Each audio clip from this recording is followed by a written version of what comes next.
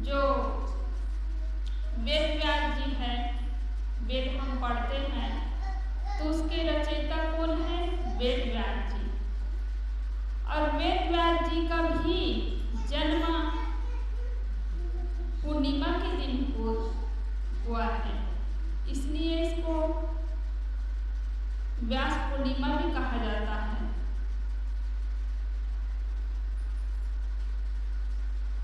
आषाढ़ पूर्णिमा को ही गुरु पूर्णिमा, क्योंकि हर समय तो संत गुरुजन कहीं कहीं सत्संग कार्यक्रम है, कहीं है, उसमें व्यस्त रहते हैं, जाना आना लगा रहता है। लेकिन बरसात लगते ही सब लोग अपनी अपनी जगह पे रहते हैं और यहीं से गुरु पूजा की शुरुआत है। गुरु की पूजा की जाती है, गुरु से ज्ञान लिया जाता है।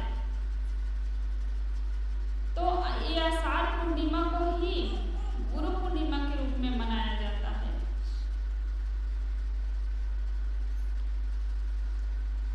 तो हम सब बड़े सौभाग्यशाली हैं कि हमारे जीवन में गुरु मिले हैं, क्योंकि गुरु के बिना हमारा जीवन शुरू ही नहीं। प्रथम गुरु कौन है? माता है, पिता है। जैसे जैसे माता पिता होंगे, उनका स्वभाव, आचरण, वाणी, व्यवहार, ये सब जैसे जैसे हैं वैसे वैसे बच्चों को ये सीखने को मिलता है। तो प्रथम गुरु है, माता है, पिता है। फिर नाम रखने वाले को भी गुरु कहा जाता है। स्कूल में पढ़ाने वाले हैं वो भी गुरु है ना। झाड़ू लगाने के लिए सिखा दे वो भी गुरु है, सफाई के लिए सिखाए वो भी गुरु है, साइकिल के पंचर बनाने के लिए सिखाए वो भी गुरु है। गुरु मतलब जिसके द्वारा हमें कुछ सीखने को मिले, चाहे भौतिक क्षेत्र में हो चाहे अध्यात्म क्षेत्र में हो। तो गुरु तो अनेक है, लेकिन सदगुरु जो है एक होते हैं। गुरु तो हम कई बदल सकते हैं, हजारों गुरु बदल सकते हैं, जिनसे कुछ मिला उसके बाद और कुछ पाना हो, कुछ सीखना हो, तो सब गुरु है। तो गुरु हमारे जीवन में कई होते हैं। जब से जन्म लिए हैं तब से हमें गुरु मिल रहे हैं, लेकिन सदगुरु जो है एक होते हैं। इसलिए सदगुरु कहते हैं कि जाको सदगुरु ना मिला, बीजक में सदगुरु कवि साहब साखी कही है, जाको सदगुरु ना मिला व्याकुल दहु दिस धाय, आँख न सूझे बावरा घर जरे पूर बुझाए। जिसको सदगुरु नहीं मिले हैं वो व्याकुल है, उनके जीवन में शांति नहीं है, टेंशन तनाव में जीवन जी रहे हैं। जाको सदगुरु ना मिला व्याकुल दहु दिस धाय। चारों तरफ आप देख लीजिए, चारों दिशाओं में आप देख लीजिए, किसी के मन में शांति नहीं है, क्योंकि सदगुरु न मिलने के कारण ही आज बड़े बड़े करोड़पति को भी हम देखते हैं। आदमी सोचते हैं कि हम सत्संग में चले जाएंगे तो हमारा 1000 रुपये का घाटा हो जाएगा, 500 रुपये का घाटा हो जाएगा, सोचते हैं ना। और इसी कारण है कि सत्संग में एक दिन के लिए 1 घंटा के लिए समय नहीं निकाल पाते हैं। तो आप देख लीजिए, जिनके पास बहुत धन है, बहुत संपत्ति है, रुपये पैसे, क्या उनके जीवन में शांति है? शांति नहीं है, बल्कि सत्संग में आने से सद्बुद्धि मिलती है। यहाँ धन नहीं बांटा जाता है, बल्कि रूखा सूखा भोजन बन गया तो नहीं तो पानी भी पूछने वाले नहीं होंगे। फिर भी हमें शांति चाहिए, हमें सुख चाहिए, आंतरिक ज्ञान चाहिए। उसके लिए सत्संग की आवश्यकता है, गुरु की आवश्यकता है, धर्म ग्रंथों की आवश्यकता है। और इसीलिए समय नहीं निकालने के कारण सब व्याकुल है, सब तड़प रहे हैं कि कोई चीज की कमी नहीं है। किसी के पास अन्न नहीं है खाने के लिए तो दुखी है, तो समझ में आता है। कपड़ा नहीं है पहनने के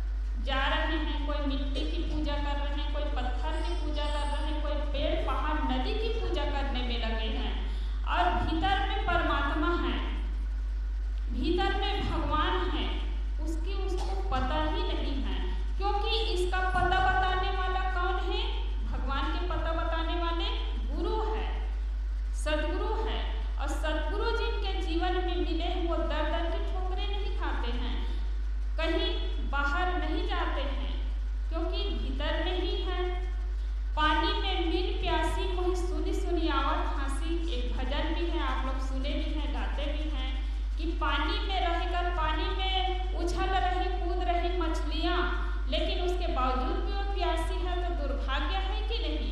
हमारे भीतर आत्मा है, परमात्मा है, भगवान है, और हम इसको झांक कर नहीं देखते हैं।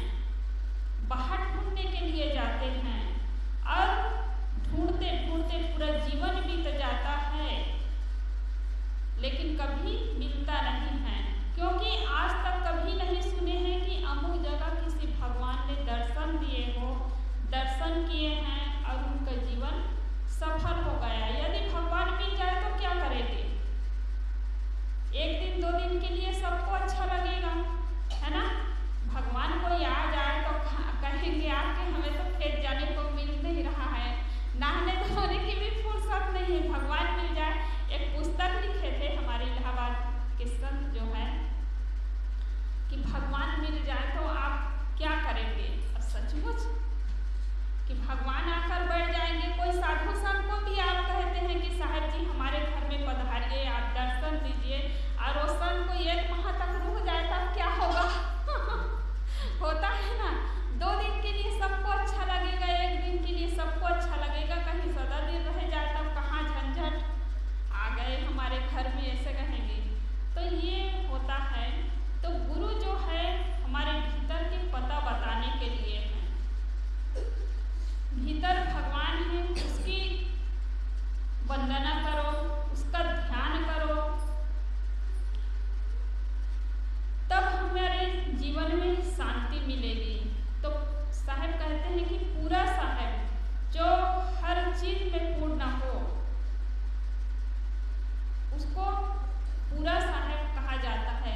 पूरा साहब से ये सब विधि पूरा हो। यदि पूरा साहब है, पूर्ण गुरु है, उससे नेह लगाते हैं, आप प्रेम करते हैं, उसकी सेवा करते हैं, उससे ज्ञान लेते हैं, तो आपका हर काम पूरा होगा। अब ओछे से नेह लगाए के मूला हुआ कोई ओछे से मने कचरे गुरु होते हैं, जो दुनिया को भटकाने वाले होते हैं, केवल अपने स्वार्थ के लिए सोचते हैं। ऐसे ऐसे गुरु होते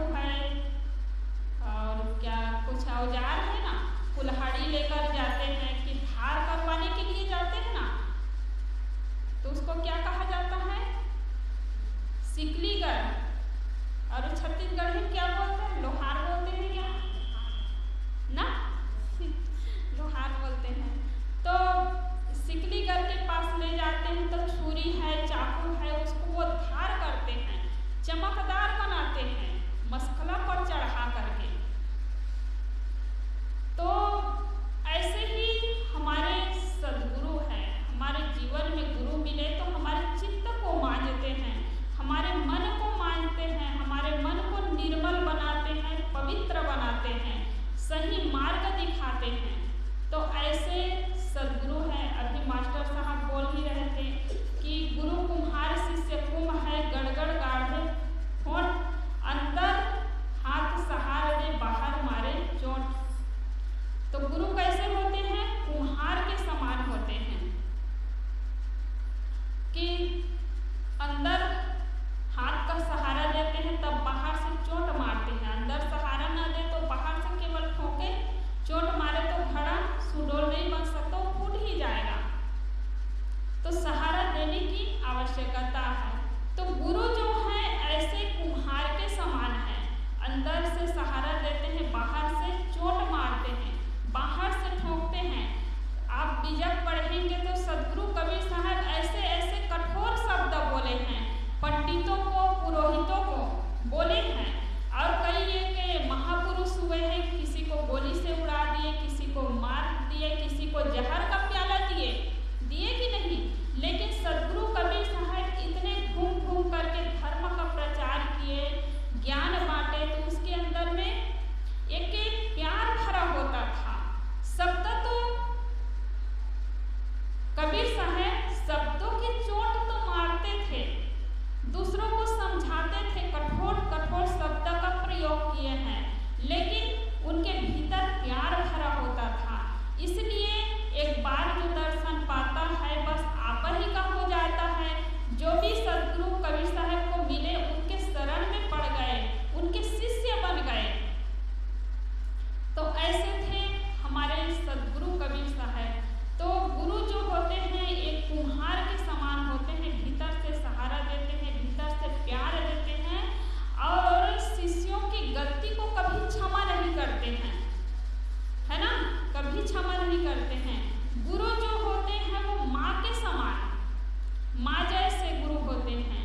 जैसे माँ जो है अपने बच्चे को डांटती है, फटकारती है, दो तमाचा लगाती भी है, दो थप्पड़ लगाती भी है, लेकिन वो बच्चा जानता है कि अभी माँ मुझे डांट रही है, मार रही है, लेकिन वो बच्चा उसी के गोद में बैठना चाहता है, क्योंकि जानता है कि माँ मुझे अभी प्यार करेगी। डांट रही लेकिन उनके अंदर एक प्यार भरा है, वो छोटा बच्चा भी जानता है। तो हम नहीं समझ पाएंगे गुरु के ज्ञान को, तो हमारा एक दुर्भाग्य होता है। तो गुरु जो है गलती को कभी क्षमा नहीं करते हैं, बल्कि समझाते हैं कि ये गलत है। गलत खान पान वाले को कहते हैं कि बेटा ये गलत है, गलत खान पान ना करो, इसका परिणाम बहुत बुरा होगा, बहुत भयंकर होगा। और आज हम देखते हैं कि जैसे जैसे कर्म करते हैं वैसे वैसे फल भोगना पड़ता है। किसी के आँख नहीं है, किसी के जुबान नहीं है, किसी के हाथ नहीं, किसी के पैर नहीं है। तो क्यों?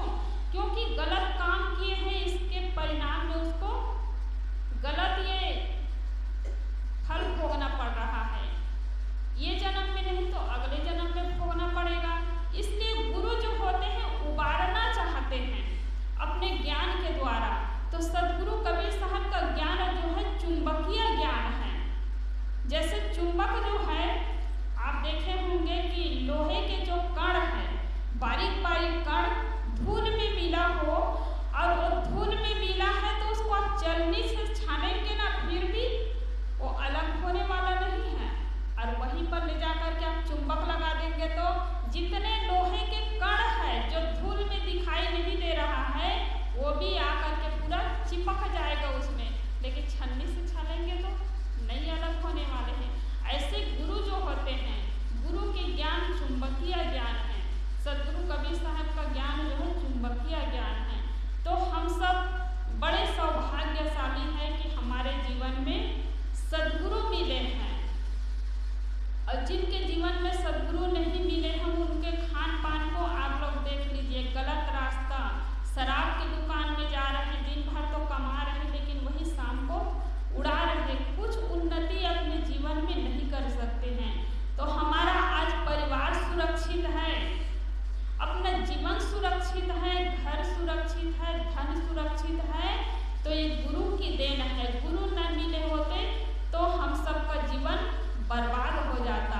इसलिए गुरु के ज्ञान को अपने जीवन में उतारना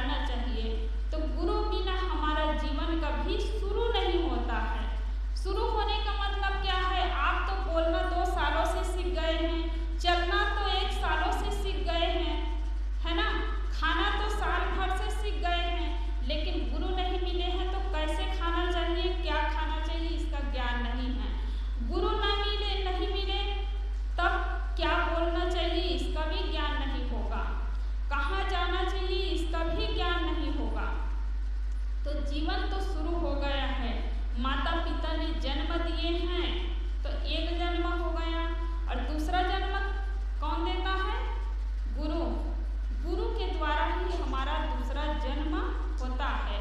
तो माता पिता का ये प्यार मिला, गुरु का प्यार मिला, सद्गुरु का प्यार हमें मिला, तो हम सब